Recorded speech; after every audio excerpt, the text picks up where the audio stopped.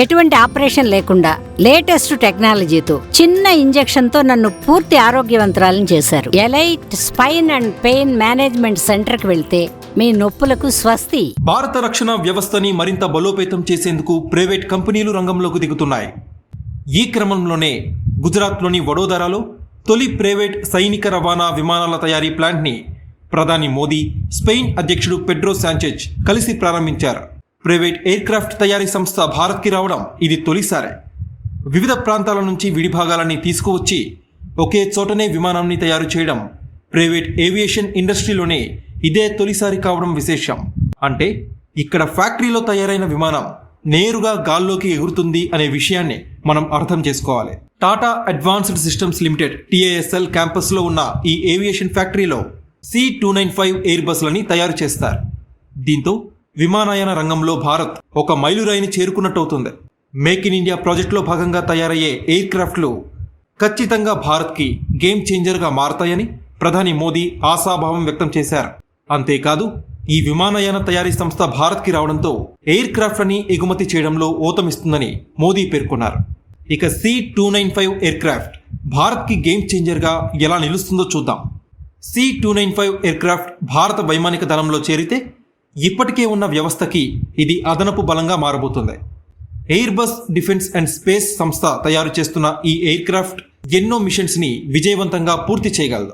ఉదాహరణకి పెద్ద ఎత్తున సైనికుల్ని ఒక ప్రాంతం నుంచి మరో ప్రాంతానికి చేర్చడం, భారీ కార్గోలని రవాణా చేయడం, అత్యవసర సమయాల్లో ప్రజల్ని ఖాళీ చేయించడం, సముద్ర తీరంలో గస్తీ లాంటి టాస్కులు పూర్తి చేయగలిగే సామర్థ్యం ఉంది. ఇక ఈ ఎయిర్ క్రాఫ్ట్ ని Soviet Antonov AN-32, Hindustan Aeronautics Limited Avro 748లకి ప్రత్యామ్నాయంగా భావిస్తున్నారు. అంతేకాదు యావ్రో 748 ఎయిర్ క్రాఫ్ట్తో పోలిస్తే సాంకేతికంగా మరింత అడ్వాన్స్డ్గా ఉంటుందని నిపుణులు చెబుతున్నారు. అతి తక్కువగా ఉన్న రన్వేపై లేదా ఎగుడు దిగుడుగా ఉన్న భూమిపై కూడా ఈ ఎయిర్ క్రాఫ్ట్ ఆపరేట్ అవడం కలిసొచ్చే అంశం. ముఖ్యంగా కొండ ప్రాంతాల్లో, చైనాతో వాస్తవాధీన రేఖ వద్ద ఉన్న ప్రాంతాల్లో ఈ విమానం ఆపరేట్ చేయడం సులభతరం అవుతుందని నిపుణులు చెబుతున్నారు. గంటకి 482 కిలోమీటర్ల వేగంతో ప్రయాణించగలిగే ఈ ఎయిర్ క్రాఫ్ట్ ఒకేసారి 71 మంది సైనికుల్ని, 48 మంది పారా ట్రూపర్లని, 9 టన్నుల సామాగ్రిని మోసుకు వెళ్లగలిగే సామర్థ్యం ఉంది.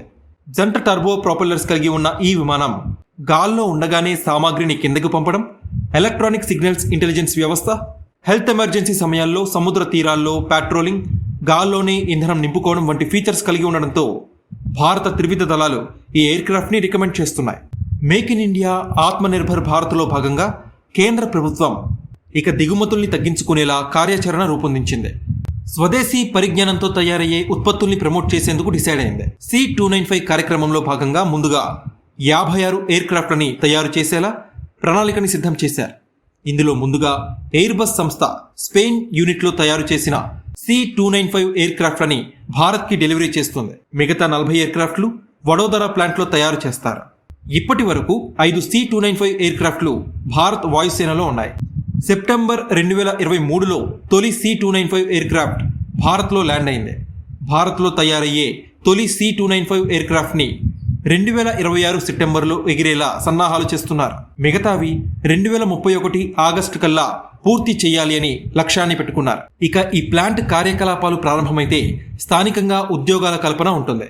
ఏరోస్పేస్ ఇండస్ట్రీ సాధారణంగానే దక్షిణ భారత రాష్ట్రాల్లోని బెంగళూరు, హైదరాబాద్, బెల్గాం నగరాలకి పరిమితమవుగా తాజాగా వడోదరాలో వస్తున్న ప్లాంట్ మరో కలికితురాయిగా మారుతుంది అనే అభిప్రాయం వ్యక్తమవుతోంది.